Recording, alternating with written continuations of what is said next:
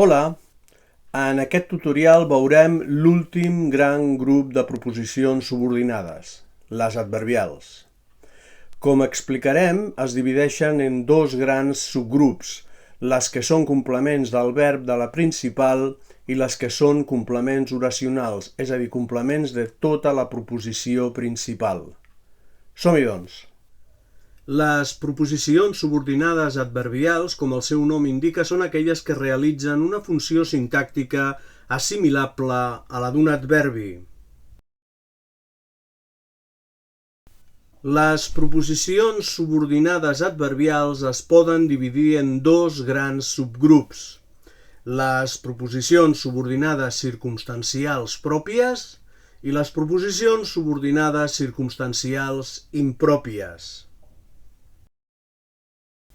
Les proposicions subordinades circumstancials pròpies tenen la característica de funcionar com a complements circumstancials del verb de la proposició principal i poden ser de temps, de lloc i de manera. En canvi, les proposicions subordinades circumstancials impròpies funcionen com a complements oracionals, és a dir, com a complements de tota la proposició principal. Poden ser de 6 tipus: comparatives, causals, consecutives, condicionals, concessives i finals. Aquí tenim dos exemples de proposicions subordinades temporals. La primera: quan vam arribar a la platja ja havien recollit la brossa de la nit anterior. La segona: mentre treballava els va veure entre els matolls. La proposició subordinada del primer exemple, quan vam arribar a la platja, està introduïda per l'adverbi quan, que funciona com a complementitzador. En la seva qualitat d'adverbi, quan té un significat semblant a en aquell moment i, per tant, també realitza la funció de complement circumstancial de temps de la seva proposició subordinada. La proposició subordinada del segon exemple, mentre treballava, està introduïda per la conjunció mentre, que compleix només la funció de complementitzador. Les proposicions subordinades de lloc també equivalen, com ja hem dit, a complements circumstancials del verb de la proposició principal, com a l'exemple «els deixaré on els trobis fàcilment». Fem una reflexió a l'entorn de l'adverbi on, que introdueix aquestes proposicions en funció de complementitzador. Coincideix amb l'adverbi relatiu on, que introduïa proposicions subordinades adjectives. Ho podem veure en aquest exemple: els deixaré a un lloc on els trobis fàcilment. Si comparem les dues oracions, veurem que la diferència és que en aquesta última l'adverbi on té un antecedent, el nom lloc, i, per tant, introdueix una proposició subordinada adjectiva que realitza la funció de complement del nom lloc. En canvi, a l'oració anterior, no hi ha cap antecedent i, doncs, en comptes de ser una proposició subordinada adjectiva, és circumstancial. Però, d'alguna manera, i aquesta és la reflexió que volia fer, la proposició subordinada adverbial, que ho és perquè no té antecedent, recordem, passa a fer la funció d'aquest antecedent que no té. Pel que respecta a les proposicions subordinades de manera o modals, aquestes proposicions, introduïdes per l'adverbi com, equivalen a un complement circumstancial de moda o manera del verb de la proposició principal. Mirem-ho a l'exemple següent. Ho faré com em van ensenyar. Com ja hem vist en altres casos anteriors, quan un adverbi fa de complementitzador, també realitza la funció sintàctica corresponent a la seva naturalesa adverbial. En aquest cas, com realitza la funció de complement circumstancial de manera. Les proposicions subordinades modals poden ser introduïdes també per locucions adverbials, com ara tal com, Ho podeu veure a l'exemple següent. Ho va dir tal com ho va pensar. Passem ara a veure les proposicions circumstancials i impròpies i comencem per les comparatives. Aquestes proposicions estableixen una relació de comparació amb un element de la proposició principal. Aquesta relació pot ser d'igualtat, d'inferioritat o de superioritat. Normalment, la proposició subordinada comparativa queda reduïda a la seva mínima expressió, el complementitzador, que ens indica el tipus de comparació, i el segon terme de la comparació, que té a la proposició subordinada la mateixa naturalesa que el primer terme de la comparació a la proposició principal. Veiem-ho als exemples següents i comencem per una comparativa d'igualtat. Carles és tan agradable com el seu germà. Comparativa de superioritat. Carles és més agradable que el seu germà. I comparativa d'inferioritat. Carles és menys agradable que el seu germà. Observeu com, en aquests tres exemples, la proposició subordinada està formada exclusivament pel complementitzador, com o que, i pel segon terme de la comparació que realitza la mateixa funció sintàctica que el primer terme. En la majoria dels casos, els termes de la comparació són substantius i subjectes, però no sempre ha de ser així. Ens podem trobar termes de la comparació de naturalesa diferent, com ara adjectius que funcionen com a atribut. Mirem-ho en aquest exemple. Sempre ha sigut més introvertida que comunicativa. Observeu que ara el primer terme de la comparació introvertida i el segon terme de la comparació comunicativa són adjectius que funcionen en les seves respectives proposicions com a atributs. Però, de fet, qualsevol element del grup nominal pot ser comparat i fins i tot pot no ser explícit. Ho veiem a l'exemple següent. He tingut més problemes que en altres ocasions. Observeu com en aquesta oració el segon terme de la comparació és un sintagma preposicional i el primer terme de la comparació, que podria ser, per exemple, el sintagma nominal en funció de complement circumstancial aquesta vegada, però també podria ser un sintagma preposicional, no apareix explícitament a la proposició principal. Les proposicions subordinades causals expressen la causa per la qual es compleix la proposició principal. Aquesta causa pot ser objectiva i s'expressa amb el verb en indicatiu, com a l'exemple han reparat el pont perquè es trobava en molt mal estat, però en proposicions principals de caràcter negatiu, la proposició subordinada causal pot expressar una causa subjectiva. Llavors es construirà amb el verb en subjuntiu. Com a l'exemple, no l'han substituït perquè tingués mals resultats.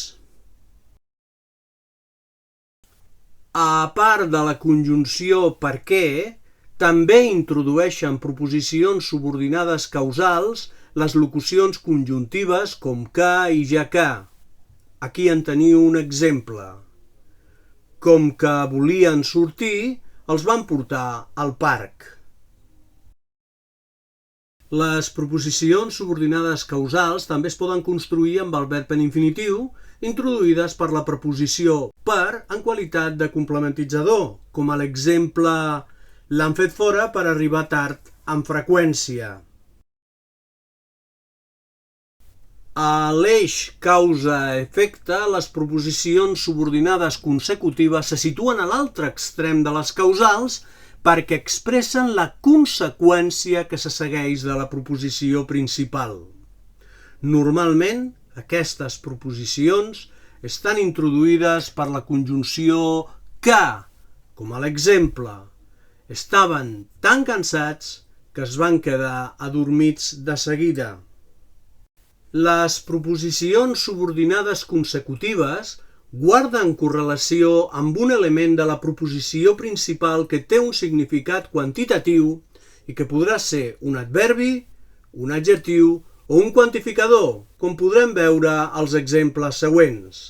El primer, amb l'adverbi tan, que actua com a complement de l'adjectiu. Estic tan satisfet del resultat que els donaré una recompensa major. En canvi, tal és un sintagma adjectival que funciona com a atribut. La situació era tal que van decretar el toc de queda. Finalment tenim el quantitatiu tant que actua com a quantificador de soroll. Hi havia tant soroll que no sentia les meves paraules. Igual que passava amb les proposicions subordinades causals, amb les quals formen una unitat de sentit, les proposicions subordinades consecutives es construeixen amb el verb en indicatiu quan expressen una conseqüència objectiva i en canvi es construeixen amb el verb en subjuntiu quan expressen una conseqüència subjectiva o hipotètica, com a l'exemple és massa valuós perquè prescindeixin dels seus serveis. Aquesta conseqüència subjectiva també es pot expressar per una proposició subordinada introduïda per la preposició per i el verb en infinitiu, com ara és massa valuós per prescindir dels seus serveis. Les proposicions subordinades condicionals expressen una condició necessària per tal que es compleixi la proposició principal. Normalment, aquestes proposicions estan introduïdes per la conjunció si. Si acabeu la feina a temps, l'anirem a veure. Es pot establir una gradació de compliment de la condició expressada per la proposició subordinada condicional. Tradicionalment se n'estableixen 3 graus, coneguts com real, hipotètic i irreal. A les condicionals reals, la condició es pot complir. La proposició subordinada es construeix amb el verb en present d'indicatiu i la proposició principal amb el verb en futur d'indicatiu. Podrem sortir si no plou massa. Condicionals hipotètiques. La condició es pot complir, però l'emissor creu que és poc probable que es compleixi. La proposició subordinada es construeix amb el verb en pretèrit imperfet de subjuntiu i la proposició principal amb el verb en condicional simple. Si fossis més raonable, no estaríeu discutint sempre. Condicionals irreals. La condició no es pot complir perquè el temps de compliment ja ha passat. La proposició subordinada es construeix amb el verb en pretèrit plusquamperfet de subjuntiu i la proposició principal amb el verb en condicional compost. Si haguessin incomplert el contracte, els haurien multat. Deixant de banda la conjunció si, hi ha una bona quantitat de locucions conjuntives que introdueixen proposicions subordinades condicionals, a menys que, a condició que, si per cas, llevat que, etc. Exemple: els expropiaran, llevat que paguin tot el deute. Les proposicions subordinades concessives expressen una objecció al compliment d'allò que afirma la proposició principal. Però aquesta objecció no impedeix allò que afirma la proposició principal. El complementitzador principal que introdueix les proposicions subordinades concessives és la locució conjuntiva encara que. Encara que no tenien tot l'instrumental, han pogut reparar l'avaria. Altres locucions conjuntives que introdueixen proposicions subordinades concessives són malgrat que, tot i que, per bé que, per més que, etc. Amb aquestes locucions, les proposicions subordinades concessives es construeixen amb el verb en indicatiu o en subjuntiu, però també es poden construir concessives amb el verb en infinitiu, com a l'exemple: malgrat haver arribat més d'una hora tard, la va deixar entrar. Les proposicions subordinades finals indiquen la finalitat d'allò expressat per la proposició principal. Majoritàriament, aquestes proposicions estan introduïdes per la conjunció perquè i es construeixen amb el verb en subjuntiu, com ara a l'exemple següent. L'han intervingut perquè tingui més possibilitats de supervivència. A banda de la conjunció perquè, les proposicions subordinades finals poden estar introduïdes per locucions conjuntives com ara per tal que i a fi que. Igualment, aquestes proposicions es poden construir amb el verb en infinitiu, com a l'exemple: el trucaré per tal de concertar una reunió. I fins aquí tot el que havia de dir sobre les proposicions subordinades circumstancials.